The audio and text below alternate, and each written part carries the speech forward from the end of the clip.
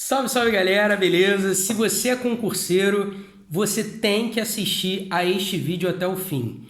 Eu vou falar sobre a relação entre os assuntos da gramática.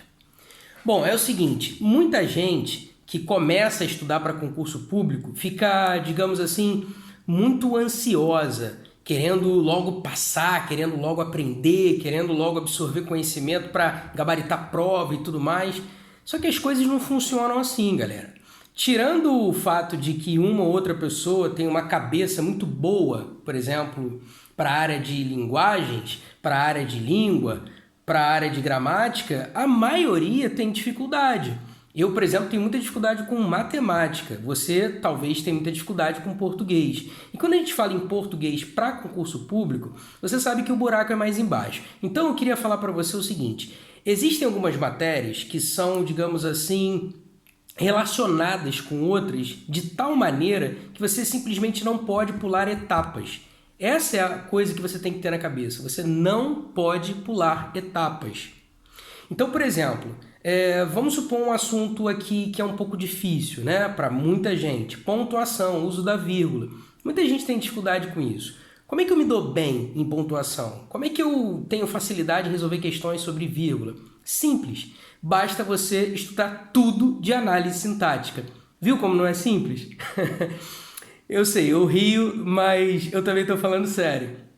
O que eu estou querendo dizer é, se você não sabe bem análise sintática, por exemplo, se você não sabe o que é identificar um sujeito, um predicado, um predicativo, um objeto direto, um objeto indireto, um complemento nominal, agente da passiva, uma adjunta de nominal, adjunta de verbial, aposto, vocativo. Se você não sabe identificar as orações coordenadas, subordinadas, você, óbvio, vai ter dificuldade com vírgula. Por quê? Porque vírgula está diretamente relacionada à questão de análise sintática.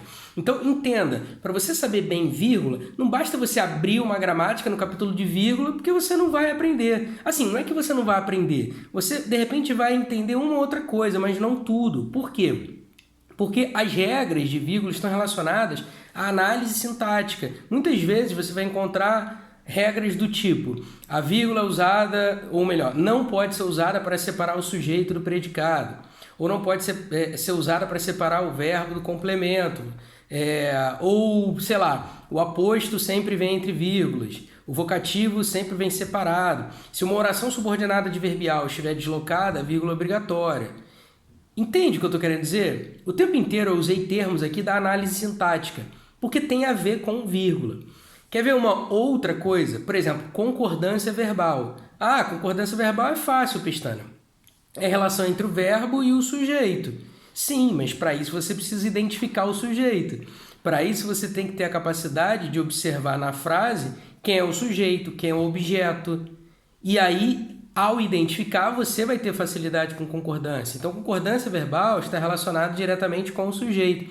Aí você pensa assim, ah, mas isso é fácil, basta eu estudar sujeito. Mas entenda, o sujeito tem como núcleo normalmente, substantivo ou um pronome. Então, se você não sabe identificar um substantivo, não sabe identificar um pronome, dificilmente você vai achar o núcleo do sujeito para saber se tem um ou dois núcleos, para saber se o verbo vai ficar no singular ou no plural.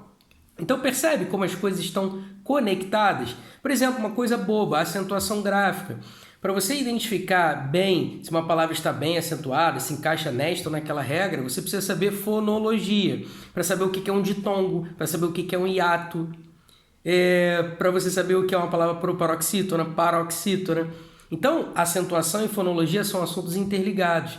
Entende o que eu quero dizer? Então, não pule etapas. Estude a gramática do início ao fim, exceto, obviamente, se você já tiver um bom conhecimento. Aí é questão de fazer exercícios e mais exercícios. Beleza? Então, espero que você tenha curtido esta dica. Tamo junto. Beijo no coração. Fui!